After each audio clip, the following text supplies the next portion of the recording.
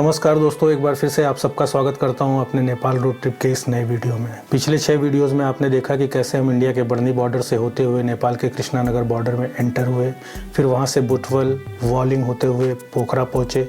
पोखरा में 2 दिन रुककर लगभग हमने सारे पर्यटन स्थल कवर किए और अब हम आगे काठमांडू की तरफ आगे बढ़ रहे हैं। जब हम पोखरा से काठमांडू के लिए निकलने लगे तो बहुत सारे लोगों ने हम लोगों को काठमांडू जाने से मना किया। कारण था पोखरा काठमांडू हाईवे का अंडर कंस्ट्रक्शन होना, और लोगों की माने तो अभी इस रूट को पूरा होने में कम से कम 2 से 3 साल का समय लगने वाला है। लेकिन हम कहाँ मानने वाले थे, तो चल पड़े अपनी मंजिल काठमांडू की तरफ। पोखरा काठमांडू हाईवे की हालत बहुत ही ज़्यादा ख़राब थी और ऊपर से हमारी छोटे पहियों की गाड़ी स्कूटी। रास्ते भर धूल मिट्टी जाम से हमारी हालत बिल्कुल ख़राब हो चुकी थी। सर से लेकर पाँव तक हम धूल मिट्टी से पूरी तरीके से सन चुके थे। ऐसा लग रहा था मानो हमने कीचड़ की होली खेली हो। किसी तरीके से संभलते संभलते हम लगभग 7 साढ़े 7 बजे के आसपास मुगलिंग पहुंचे और रोड के किनारे ही एक होटल बुक करके रुक गए। सबसे पहले हम नहा धोकर फ्रेश हुए, गंदे कपड़े धुलने के लिए डाले, थोड़ा आराम किया और फिर निकल पड़े डिनर करने के लिए। डिनर करके वापस हम रूम में आकर सो गए। नींद कब आई पता ही नहीं चला, थकान इतनी ज़्यादा थी। दूसरे दिन सुबह लगभग 6 बजे के आसपास मैं उठ गया और निकल पड़ा मुगलिंग शहर का हाल चाल जानने। नीचे जाकर देखा तो स्कूटी की हालत बहुत ही ज़्यादा ख़राब थी। स्कूटी भी पूरी तरीके से धूल मिट्टी से सना हुआ था। होटल में पता किया तो पास ही में एक वॉशिंग सेंटर का पता चला, तो स्कूटी लेकर धुलवाने के लिए निकल पड़ा। थोड़ी ही देर में वॉशिंग सेंटर मिल गया। स्कूटी धुलने के लिए बोलकर बगल की चाय की रेडी पर ही बैठकर चाय पीने लगा। स्कूटी धुल जाने पर स्कूटी उठाकर वापस होटल आ गया। होटल पहुँचकर आसपास की घूमने की जगहों के बारे में पता किया तो पता चला यहाँ पास ही में एक झरना, एक बर्ड सेंचुरी और एक जंगल सफारी है जहाँ हम घूम सकते हैं। फटाफट रूम में पहुंचकर बेटे को उठाया, फ्रेश होकर निकल पड़े नाश्ता करने के लिए। नाश्ता करने के बाद हम लोग सीधे वहाँ से झरने के लिए निकल गए। झरना मुगलिंग सर्कल से नारायण घाट वाले रोड पे लगभग 8 से 10 किलोमीटर की दूरी पर था। झरने पर हम लोग काफ़ी देर तक रुके, मौज मस्ती की, नहाए धोए।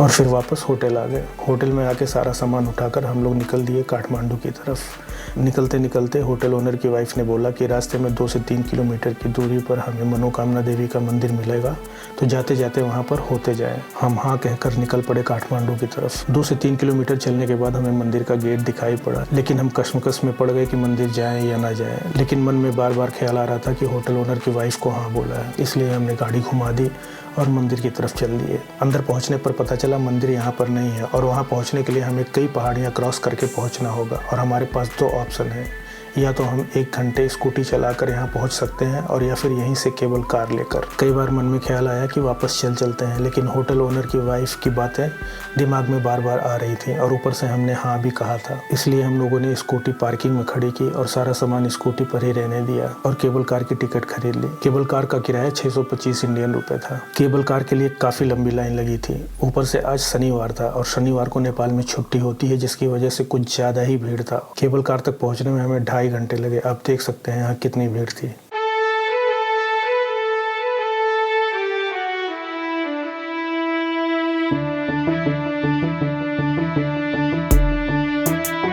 अपनी बारी आने पर हम लोग केबल कार में चढ़ गए।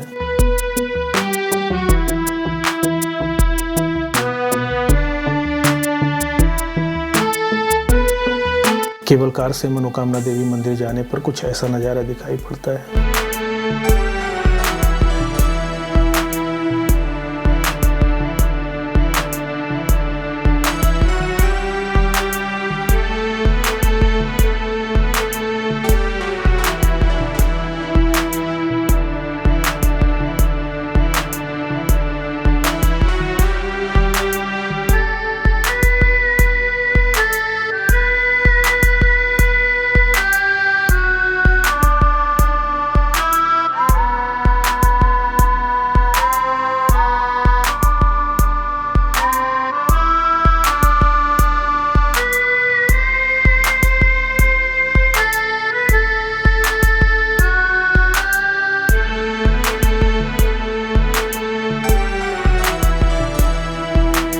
थोड़ी देर में हम लोग पहाड़ी के उस चोटी पर पहुंच गए जहां मनोकामना देवी का मंदिर स्थित था। यहां भी हमने देखा केबल कार के लिए वैसी ही भीड़ लगी हुई थी वापस जाने वालों की जैसे नीचे लगी हुई थी। केबल कार से उतरकर हम मंदिर परिसर की ओर बढ़ गए। मंदिर परिसर का नज़ारा कुछ ऐसा दिखाई पड़ता है।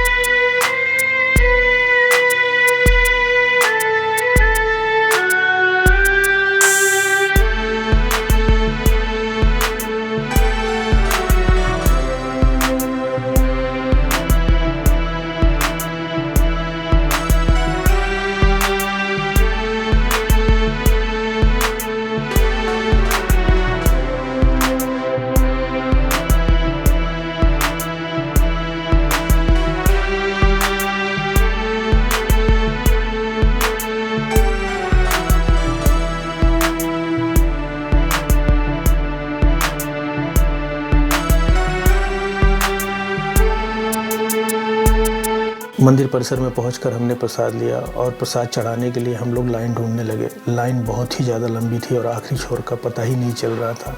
लाइन में लगे हुए लोगों से पता किया तो पता चला कि कल शाम 7 बजे से उन लोगों ने लाइन लगा रखा था।